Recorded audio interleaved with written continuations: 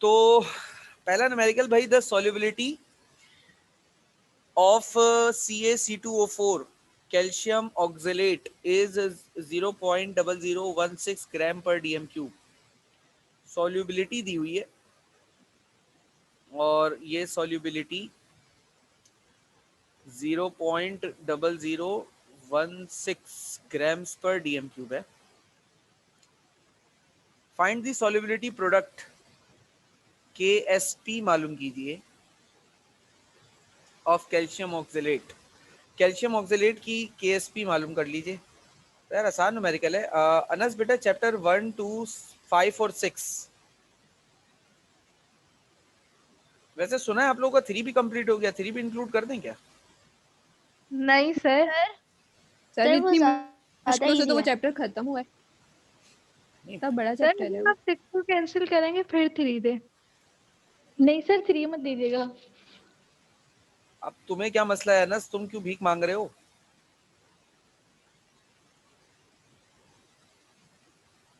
Sir वो हुआ ही नहीं है, मतलब पूरा सही से उसका याद बात नहीं हुआ, प्रैक्टिस नहीं हुई है।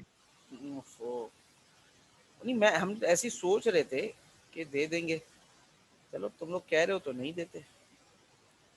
सर सबसे कम सिलेबस केमिस्ट्री का है। उसके ऊपर रो रहे हो तुम लोग, शर्म करो यार। 1, 2, 4, सर 5 तो और 6 केमिस्ट्री में चैप्टर्स भी तो कम है ना, लेंदी है, 2 भी 8 सर चैप्टर है लेंदी भी टोटल। तो है, लेंदी है नो बहुत। सर 6 भी इतना बड़ा है, 2 भी। भाई वो हमने पढ़ाया पूरा है, पेपर रिड्यूस के हिसाब से आएगा। तो सर रिड्यूस में भी इतनी कम चीजें निकाली हैं। सर लेकिन अब फिर से ये चीज सुनने को आ रही है कि रिड्यूस नहीं हो रहा कुछ भी और पूरा पूरा दे रहे हैं मॉडल पेपर्स में भी। नहीं ऐसा गलत सुना है आपने, लेकिन मेरी दुआ है कि ऐसा हो जाए। 9 मैट्रिक के साथ यही हुआ है, 9th का जो मॉडल नहीं नहीं पेपर नहीं नहीं बेटा, वो लाए वो पूरा पूरा खोजा। नहीं 9 का जो मॉडल पेपर आया ना, मॉडल पेपर एक बार आया है, वन टाइम फॉर ऑल आया है, तो उसमें आपको मॉडल पेपर में क्वेश्चंस डाल दिए उन्होंने। लेकिन रिड्यूस कोर्स कंसिडर्ड है, 9 मैट्रिक में भी कंसिडर है। अगर कोई जूनियर तुम्हारा बहन भाई कजन वजन है तो उनको ये बोल दो कि रिड्यूस कोर्स ही कंसिडर है। वो मॉडल पेपर उन्होंने बना कर दिया, तो मॉडल पेपर इज जस्ट कि आपको आइडिया हो कि आपका जो एग्जाम आने वाला है वो कैसे पैटर्न पर आएगा। मॉडल पेपर इसलिए होता है, मॉडल पेपर से कुछ अंदाजा करने के लिए थोड़ी होता है। ठीक है ना? Okay sir. चलो भाई, तो सॉल्युबिलिटी दी हुई है कैल्शियम ऑक्सलेट की और केएसपी मालूम करना है। ठीक है, तो सबसे पहले तो हम इसको मोल्स में कन्वर्ट कर लेते हैं। अच्छा, मोल्स में कन्वर्ट करने के लिए ये दिया हुआ है 0.0016। अच्छा, मॉलिक्यूलर मास मुझे नहीं पता कैल्शियम ऑक्सलेट का। कैल्शियम का मास होता है एटॉमिक मास 40, सर 128। 2 कार्बन्स का 24 और 4 ऑक्सीजन का 64। 128 आ रहा है। Yes sir. ठीक है, यस सर। तो 128 से इसको डिवाइड कर दीजिए, ये मोलर कॉन्सेंट्रेशन में वैल्यू कन्वर्ट हो जाएगी और मुझे आंसर बता दीजिए। 1.25 एक्सपोनेंट -5। 1.25 एक्सपोनेंट -5।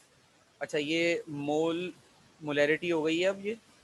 अच्छा, अब कैल्शियम ऑक्सलेट सिंपल है तो बस सही है, इसको अब यहाँ से सॉल्व कर लेते हैं। इसकी केएसपी निकाल लेते हैं। केएसपी का फॉर्मूला क्या हो जाएगा?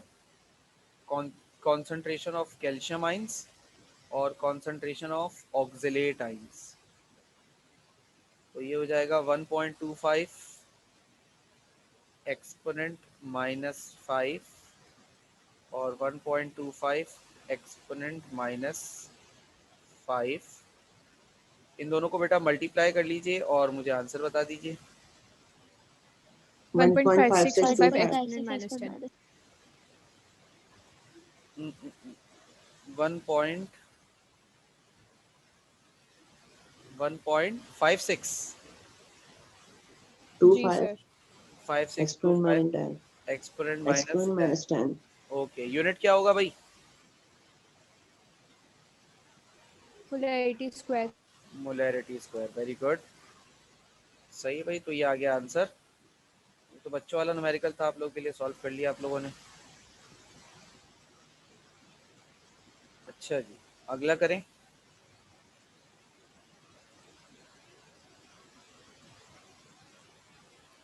solubility of AgCl at, sir ये भी बच्चों वाला है तो करा देते हैं बेटा। किसी अच्छा किसी का कोई ऐसा जिसका ये नहीं हुआ हो 2013 वाला,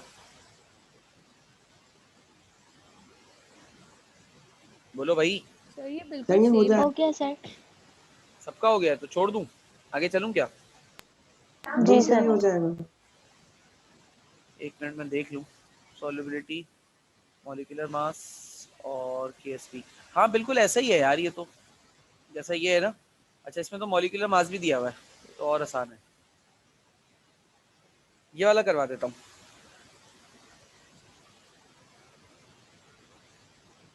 Should PbCrO4 or lead chromate precipitate from a solution prepared by mixing 100 centimeter cube of,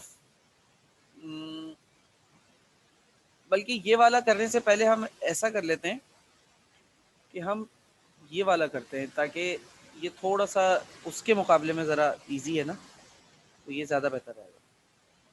पहले इसको कर लो, ठीक है भाई। अच्छा भाई ये वाला सवाल है, should AgCl precipitate from a solution by mixing 400 centimeter cube of 0.1 molar NaCl। Volume और मोलैरिटी दी हुई है NaCl की, V1 और M1 से इनको सजेस्ट कर लिया, इनकी वैल्यू ये है। आगे चलते हैं हम, एंड 600 सेंटीमीटर क्यूब। अच्छा ये दूसरा वॉल्यूम आ गया हमारे पास, वॉल्यूम ऑफ, ये किसका वॉल्यूम है? ये है AgNO3 का वॉल्यूम।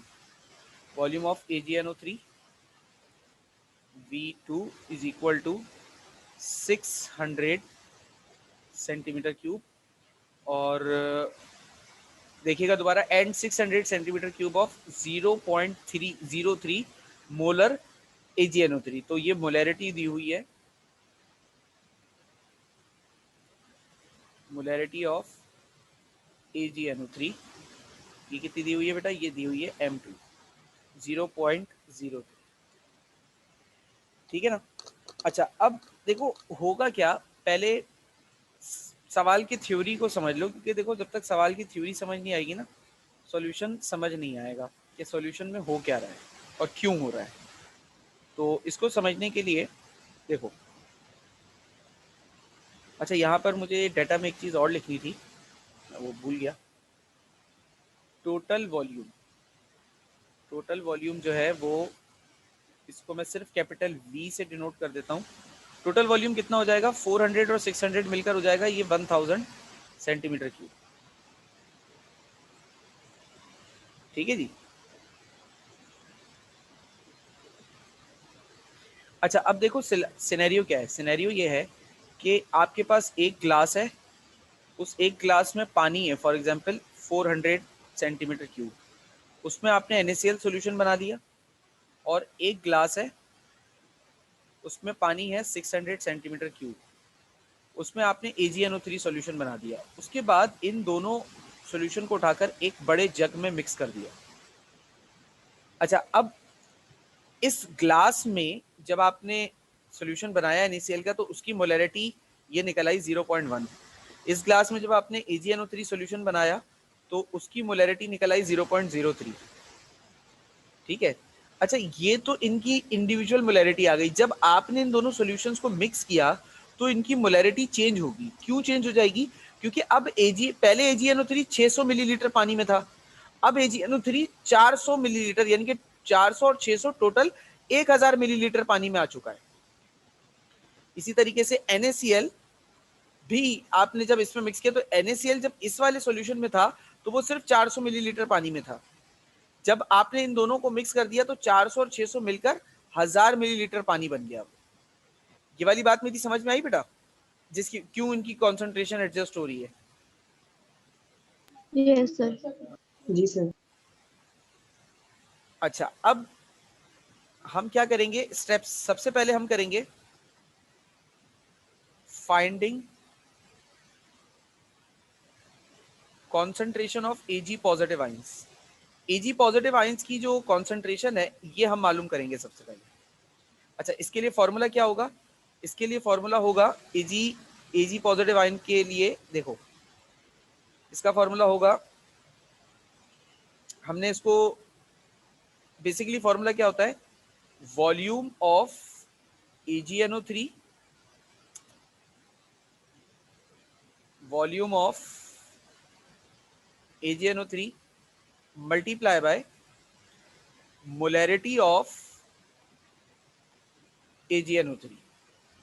कौन सी वाली मोलैरिटी और कौन सा वाला वॉल्यूम? जो बेटा ये दिया हुआ है 600 और 0.03, ये बराबर होता है किसके?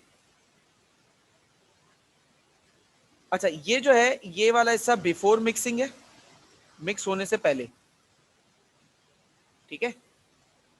और ये वाला जो पोर्शन है ये आफ्टर मिक्सिंग है।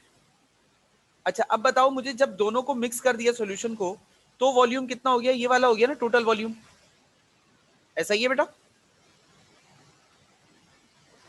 जी सर। तो ये हो गया आपके पास टोटल वॉल्यूम मल्टीप्लाई बाय, अब मोलैरिटी चेंज हुई होगी, वो मोलैरिटी मुझे मालूम करनी है, उसको मैं कैपिटल MAG कह देता हूँ, क्योंकि M2 तो इसको कहा हुआ है ना मैंने। तो फॉर्मूला क्या बन गया आपके पास? फॉर्मूला बन गया V2 multiply by M2 is equal to V multiply by MAG। अब MAG आपको निकालना है क्योंकि बाकी तीन चीजें आपके पास गिवन है। तो फॉर्मूला क्या हो गया? V2 multiply by M2 divided by V। Values put कर लेता हूं। V2 क्या है बेटा? 600, मोलैरिटी इसकी है 0.03 डिवाइडेड बाय टोटल वॉल्यूम जो हो गया है वो हो गया है 1000। तो आंसर बताइए बेटा, मल्टीप्लाई डिवाइड करके क्या आ रहा है? 0.018। 0.018।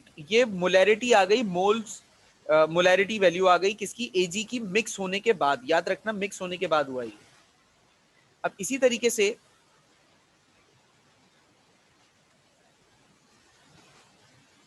अब हम पार्ट बी में फाइंड कर लेते हैं, फाइंडिंग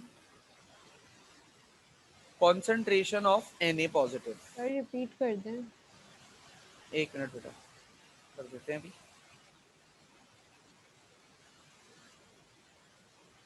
देखो यहाँ पर हुआ ये कि जो सवाल है, सवाल ये कह रहा है, एक थ्योरी है जो चैप्टर 7 में आती, तो लेकिन फिलहाल न्यूमेरिकल है तो हमें इसको देखना पड़ेगा। थ्योरी ये कहती है कि मिसाल के तौर पर जो ये टोटल मोलैरिटी मिक्सचर है ना, वॉल्यूम और मोलैरिटी का, ये मिसाल के तौर पे आपने एक सॉल्यूशन बनाया 200 ml पानी के अंदर 2 चम्मच चीनी डाल दी। अब उस सॉल्यूशन को अगर आप 200 ml पानी के अंदर और मिला दें, तो जो टोटल वॉल्यूम के हिसाब होगा ना, तो टोटल वॉल्यूम के हिसाब से मोलैरिटी चेंज हो जाएगी। लेकिन ये जो प्रोडक्ट रहता है ना, ये सेम रहता है। यानी कि अगर मिसाल के तौर पर आपका सॉल्यूशन था 200 और मोलैरिटी थी 2, तो प्रोडक्ट क्या आ रहा है? 400 आ रहा है। अब आपने इसको टोटल वॉल्यूम कर दिया है 400, यानी कि 200 ml पानी बढ़ा दिया है, तो मोलैरिटी 1 हो जाएगी, प्रोडक्ट अभी भी 400 ही आएगा। ये एक फिनोमिना है। जैसे आपके पास वो था ना बॉयज लॉ, याद करो, उसमें P1 V1 is equal to P2 V2 था। वैसे ही है कि जी सर। इनिशियल वॉल्यूम और मोलैरिटी का प्रोडक्ट और फाइनल वॉल्यूम और मोलैरिटी का प्रोडक्ट हमेशा इक्वल रहता है। ये रिलेशन है। मेरे ख्याल से शायद फॉर्मूला में फंस रही होगी, तो फॉर्मूला की एक्सप्लेनेशन अब समझ में आ रही है? Yes sir. जी सर। तो उसके बाद जस्ट मैंने वैल्यूज पुट करी हैं और आंसर आ गया मेरे पास। ठीक है, आगे चलूं सुभैया? जी सर ठीक है। ओके,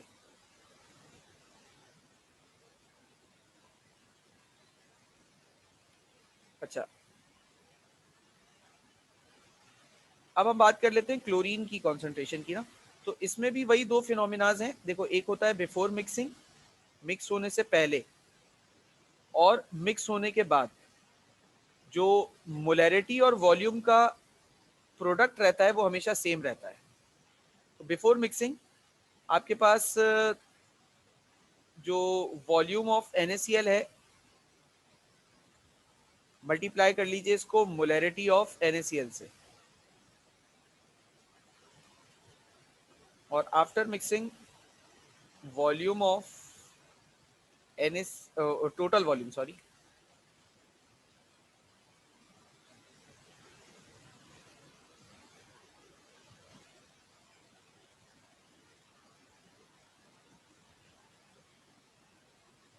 आफ्टर मिक्सिंग ये total volume multiply by M N N नहीं सॉरी Cl पॉजिटिव। अच्छा, हो सकता है किसी के जहन में भी एक सवाल आ रहा हो कि सर ये आप यहाँ पर Cl क्यों निकाल रहे हैं, Na क्यों नहीं निकाल रहे, या इस वाले में आपने Ag क्यों निकाला, NO3 क्यों नहीं निकाल रहे।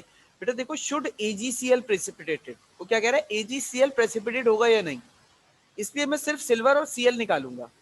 अगर वो NO3 या Na के हवाले से भी कोई बात करता तो मैं उसकी भी निकालता, लेकिन मुझे उसकी यहाँ पे जरूरत नहीं है निकालने की ना। तो वॉल्यूम ऑफ NaCl कितना आ गया बेटा, 400, और मोलैरिटी ऑफ NaCl कितना आ गया हमारे पास, 0.1 है शायद, हाँ 0.1 है, और टोटल वॉल्यूम 1000 है, और मोलैरिटी ऑफ Cl जो है वो हमारे पास 0.1, सॉरी ये तो हमें निकालनी है वैल्यू। तो MCl की वैल्यू क्या आ जाएगी, 400, 0.04। Very good, multiply by 0.1 divided by 1000, कितनी आ रही है बेटा, 0.04। 0.04।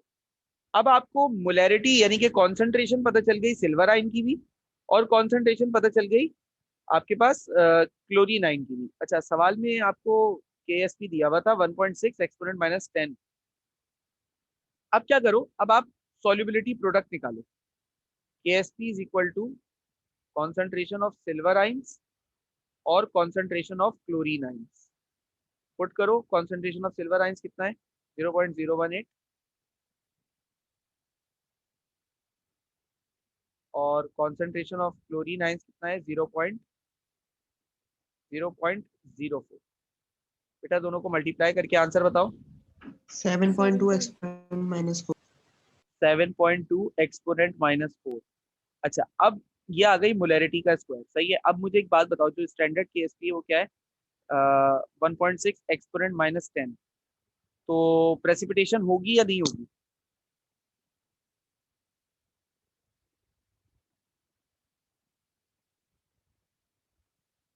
KSP की एप्लीकेशन को याद करो। KSP की एप्लीकेशन ये थी कि अगर आपका आयोनिक प्रोडक्ट की वैल्यू स्टैंडर्ड KSP से बड़ी आ जाए तो प्रेसिपिटेशन होती है, छोटी आ जाए या बराबर आ जाए तो प्रेसिपिटेशन नहीं होती। तो अब मुझे ये बताओ, 7.2 एक्सपोनेंट माइनस 4 बड़ी है वैल्यू, या 1.6 एक्सपोनेंट माइनस 10 बड़ी है वैल्यू। सर 1.6 पड़ी है। नहीं ना, ये छोटी है बेटा, एक्सपोनेंट माइनस 10 भी तो है। सर माइनस में है ना पावर। हाँ तो पावर माइनस में, तो ये बड़ी, ये छोटी हो गई और ये बड़ी हो गई। भाई इसका मतलब ये है 7.2 एक्सपोनेंट माइनस 4 का 0.00072, और ये जो वैल्यू दी हुई है इसका मतलब है, इसका मतलब है 0.16।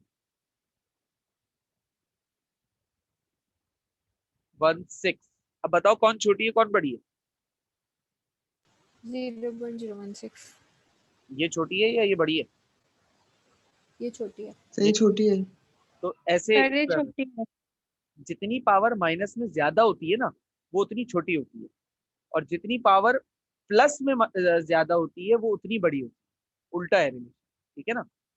जी सर। तो होप सो ये बात क्लियर हो गई होगी। अब हमारे पास हम यहाँ पर एक स्टेटमेंट लिख देते हैं जिससे हमें आंसर क्लियर होगा। Since the value of ionic product, जो आपका आयोनिक प्रोडक्ट की वैल्यू है, तो ये आइए 7.2 exponent minus 4, 7.2 exponent minus 4 molarity square of AgCl is greater, ये बड़ी है, greater than it's solubility product, ये बड़ी है सॉल्युबिलिटी प्रोडक्ट के मुकाबले में, जो कि क्या है 6.2 एक्सपोनेंट माइनस 10, ब्रैकेट बिला वजह लगा दिए, 6.2 एक्सपोनेंट माइनस 10 मोलैरिटी स्क्वायर, सही है। Therefore तो फिर अगर आप इन दोनों सॉल्यूशंस को यानी कि AgNO3 और NaCl के सॉल्यूशन को अगर मिक्स करोगे, therefore by mixing the two solutions, इन दो सॉल्यूशंस को अगर मिक्स करोगे